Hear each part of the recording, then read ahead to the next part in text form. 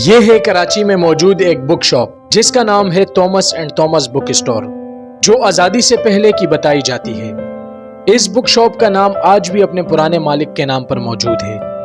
47 में आज़ादी के बाद हिंदुस्तान से आए एक शहरी ने इसे खरीदा और इस दुकान को बुक शॉप में ही जारी रखा। 47 में मालिक तो बदल गए, लेकिन इसका नाम आज भी वही पुराना है। इस दुकान में हजारों किताबें मौजूद हैं। कई किताबें महंगी है तो कई सस्ती। और इस दुकान के बारे में ये बात मशहूर है कि पाकिस्तान के साबिक सदर जियाउल हक साहब और पाकिस्तान के साबिक वजीर आजम जुल्फिकार अली भुट्टो साहब यहाँ आया करते थे। बाकी तफसीलात इस वीडियो में जानते हैं। उस वक़्त तो मैं चूँकि यहाँ नहीं था, मगर सुना है मैंने कि वो आए थे, मगर किताबों के ज़ाहिर पढ़े लिखे लोग थे, किताबों से इंटरेस्ट होगा उनका।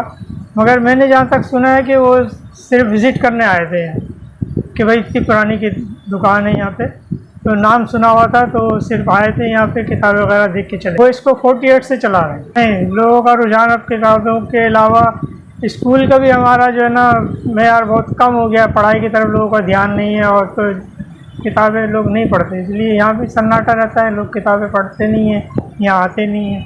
दुकान से जुड़ी यादें तो याद ही करते रहते हैं यादों को कि कभी इस दुकान में बड़ा रश लगा रहता था, लोग आते थे, बड़े बड़े लोग आते थे। जियाउल हक साहब आए, भुट्टो साहब आए, आगे हाई कोर्ट है, यहाँ से बड़े बड़े वकील लोग आते थे, तो बड़ी चहल पहल रहती थी। हमारी यूनिवर्सिटी सप्लाई बहुत थी, कॉलेजों में किताबें जाती थी, लोग पढ़ते थे, यहाँ पे भी रश लगा रहता था।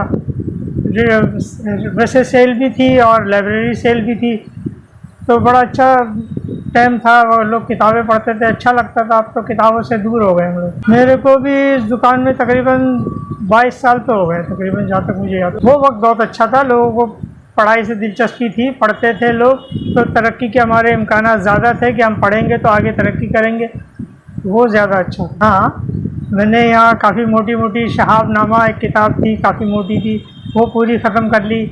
उसके अलावा भी एक दो किताबें मोटी मोटी पतली पतली, अखबार पढ़ते रहते हैं, किताबें पढ़ते रहते हैं। अब ये अलग बात है, मैं इतनी पढ़ने के बाद कुछ याद रहे ना रहे वो अलग बात है, मगर पढ़ते हैं, पढ़ता हूँ मैं।